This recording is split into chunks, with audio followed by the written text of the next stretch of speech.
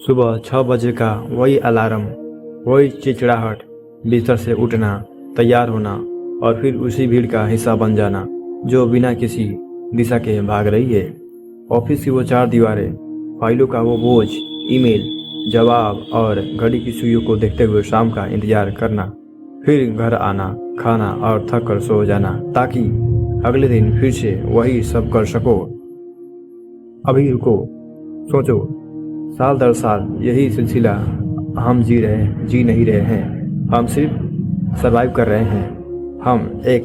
हम एक ऐसी मशीन बन गए हैं जिसमें भावनाएं तो है लेकिन उनके लिए वक्त नहीं है। क्या कुदरत ने हमें सिर्फ बिल भरने और वीकेंड का इंतजार करने के लिए ही बनाया था? क्या यही जिंदगी है? मनोविज्ञान कहता है कि जब इंसान का हर दिन एक जैसा होने लगता है तो उसका दिमाग ऑटो पायलट पर चला जाता है। आप चलते हैं, बात करते हैं, काम करते हैं, लेकिन आप वहाँ मौजूद नहीं होते। आपकी रूह कहीं पीछे छूट जाती है। हम अक्सर कहते हैं मजबूरी है, जिम्मेदारी है, पर सच तो यह है कि हमने सुरक्षा के नाम पर अपनी स्वतंत्रता का सौदा कर लिया है। हमने सपनों की जगह सहूलियत को चुन लिया है। हम उस परिंदे की तरह हैं जिसे पिंजरे से प्यार हो गया है, क्योंकि वहाँ दाना वक्त पर मिलता है। लेकिन याद रखना, पिंजरा चाहे सोने का ही क्यों ना हो, वह आसमान का विकल्प नहीं हो सकता।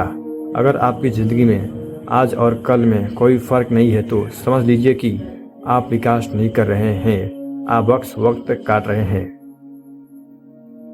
इस चक्र को तोड़ना होगा और इसे तोड़ने के लिए आपको नौकरी छोड़ने या हिमालय जाने की जरूरत नहीं है। आपको अपनी चेतना की जगाने की जरूरत है। परिवर्तन तब शुरू होता है जब आप अपने क्यों को ढूंढ लेते हैं।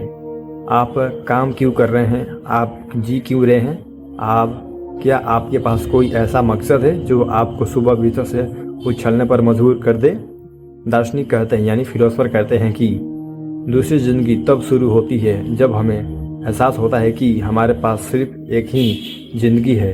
अपनी बोरियत को अपनी ताकत बनाओ, उसे दबे हुए शौक को बाहर निकालो, उस किताब को पढ़ो जिसे तुमने सालों से नहीं छुआ है, उस हुनर को तराशो जो तुमने भीड़ से अलग सोचा है। अपनी दिनचर्या को खुद के लिए जगह बनाओ। जिंदगी को बदलने के लिए एक बड़ा धमाका जरूरी नहीं है, एक छोटा सा बदलाव ही काफ़ी है। कल जब सूरज उगे तो उसी पुराने ढेर पर मत चलना। अपनी आंखों में एक नई चमक लेकर उठना। ऑफिस की मेज पर भी आप एक कलाकार हो सकते हैं अगर आप अपने काम को अपना पहचान बना ले, अपनी आत्मा और मन का तालमेल बैठा ले। जिसे दुनिया काम करती है उसे अपना साधन बना ले। जब आप होश में जीना शुरू करते हैं तो वही साधारण खाना अमृत लगने लगता है, वही रास्ता नया लगने लगता है और वही काम एक मिशन बन जाता है। आप एक इंसान है, कोई सॉफ्टवेयर नहीं।